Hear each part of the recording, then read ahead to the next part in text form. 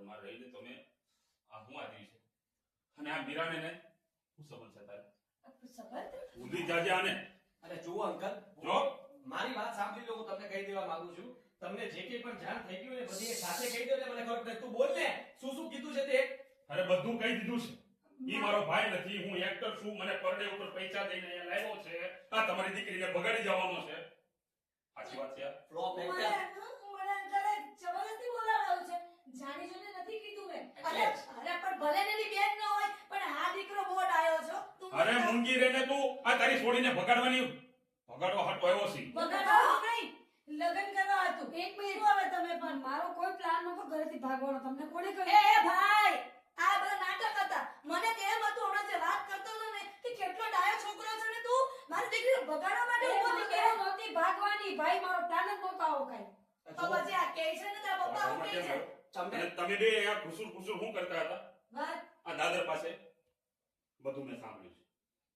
બોલ, જો બોલું છું, શું પ્લાન હતો તારો? મારો પ્લાન એટલો જ હતો અંકલ કે તમારા ઘરમાં અહીંયા રહીને તમારા લોકોનું દિલ જીતવું અને પછી તમે લોકો સામેથી કહો કે જમાઈના રૂપમાં જો આવો દીકરો મળે ને તો વધારે સારું. આ સાંભળીને પછી હું તમને કહેત કે હું મીરા સાથે લગ્ન કરવા માંગુ છું. હા પપ્પા. તારી હેસિયત શું છે? તારી હેસિયત શું છે મારી છોકરી સાથે તારા લગ્ન કરાવું? પપ્પા આ બે કોડીનો મારી દીકરી હારે લગ્ન કરીશ હું? પપ્પા હે? પ્લીઝ આવું નહીં બોલ. આ મારા ઘરમાં ભાડે રહે છે અને મારી દીકરી સાથે તું લગ્ન કરીશ? આ પપ્પા મારો જમાઈ બનીશ તું? હા, એટલા માટે મને લાલચ આપતો હતો સાડીની, બંગડીની. કેમ? તારી હેસિયત માત્ર ને માત્ર અમારા મકાનનો ભાડુઆત તરીકે રહેવાની છે અને તું મારી દીકરીને સાથે લગ્ન કરવા માંગે છે. બહુ થઈ ગયું. ક્યારના હેસિયત હેસિયત હેસિયત. એ શું? યક્ષર, હેસિયત વિશે શું જાણો છો તમે? તમને ખબર છે મારો ભાઈ કોણ છે? આ તારો ભાઈ છે? તાર આ તારી એક્ટિંગ બંધ કર નકર હમણાં એક ઝાપટ દઉં ધડકું ફેરવી નાખે તારું. કાકા, આજે મને બોલવા દો. જે કહીશ એ સાચું કહીશ. બરાબર? તમને ખબર નથી. આંટી, એક મિનિટ. અંકલ, આ મારો ભાઈ છે ને, અહીંયાનો સૌથી મોટો બિઝનેસમેન. સૌજી ધોળકિયાનો દીકરો છે.